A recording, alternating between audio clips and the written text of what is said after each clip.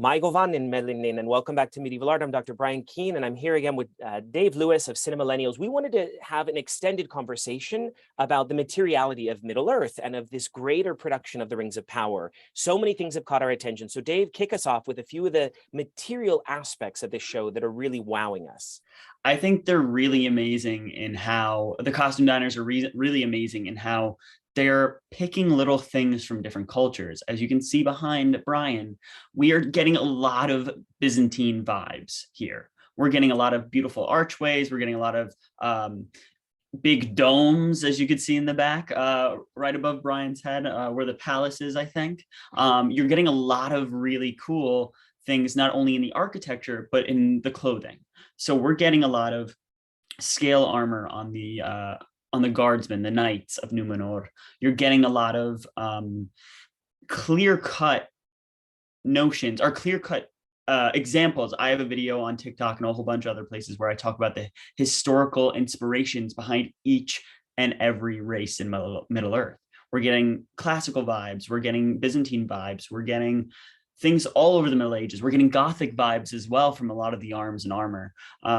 We're getting a lot of amazing focus on material culture, which is such a focus in the Rings of Power, because hello, rings are a big part of this. The material is a big part of this. And I just love that they're so focused in on it. And they know that this is a major theme in Tolkien's world, whether materials can corrupt or inspire. And I think that's something that's really great about the writing and the visual aspect of the show so far.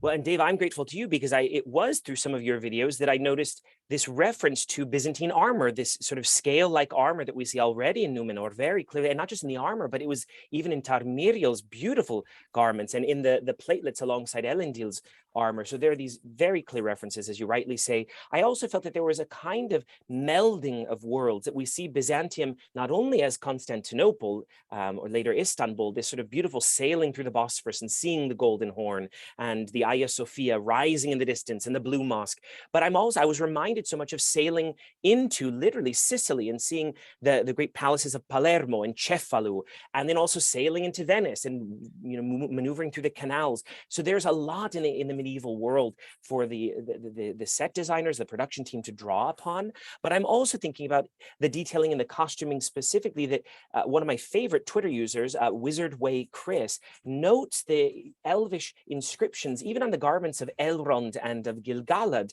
that are clear references either to the Valar in some instances, yes, or to their titles or their families. So there's such attention to detail that I have nothing but high praise and admiration. What if we shift to the Dwarven realms? I mean, has anything caught your attention there?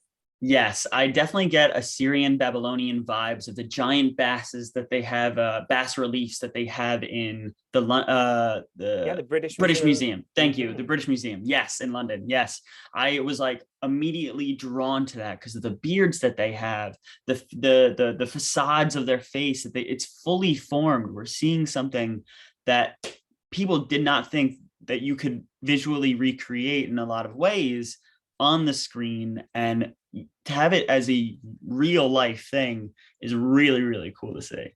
It is. I love that you mentioned the Assyrian release, because of course that's one of the very powerful references that came to my mind as well. And also the way they're thinking about later styles. I'm noticing strong Art Deco vibes there. Yeah. And then with the elves, I get a really strong Art Nouveau. There's much more sinuous, curvilinear, natural elements. The Forest of Linden with its tapestry alleys blew me away, as well as seeing the carved effigies into the trees that reminds me of medieval cathedrals or medieval cemeteries and royal burial plots. So there's so much to work with. And of course, you're sitting in front of the Great Hall of Laws with that wonderful painting or tapestry, not totally sure, both, something like that. But there we see the scrolls. And so I love that some of the communities of Middle-earth are still working with scrolls. That gives us a sense of their antiquity. But then we have the Harfoots who have adopted the codex form. So they're binding their materials, they're traveling. It's much easier to travel with the bound book.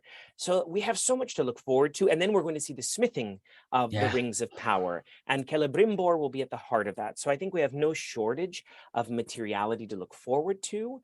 I also have to note that the Numenorian ships were also so beautifully Oh man. sculpted and had their own aerodynamics to them that, you know, in contrast in some ways to the graceful and elegant swan-like ships of the elves. Yeah, I mean, again, we're just hitting the nail on the head where we're driving this point home because they are driving this point home. There are a lot of specific things that go into the thought of every little detail in this show so far. There are, I mean, Elros is here. You know, Elros is the first king of Numenor. He's the founder of Numenor. He's Elrond's brother, as they talk about in the show. So we have a lot of things, like we said before. They have this. I think the main thing here that, and I talked about on my channels as well, is intertextuality, and how within these little glimpses of the show, these little glints, we're able to get the full history, or at least a little glimpse of history, the little Silmaril bits and bobs and shards of light, the shards of light of Silmarils.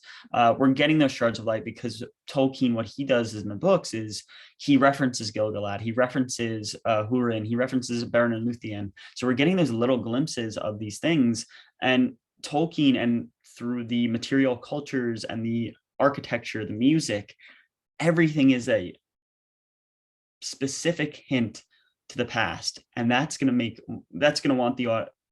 the audience to want to know more and more and more. And I think that's one of the most brilliant things about the show so far. I fully agree, and I look forward to having more of these conversations, because as the world continues to expand and as we're introduced to new regions and peoples and see the plot develop even more, I have no doubt that we'll have a wealth of materials to discuss moving forward. So Dave, thank you again, and Namarie to all those watching. Namarie.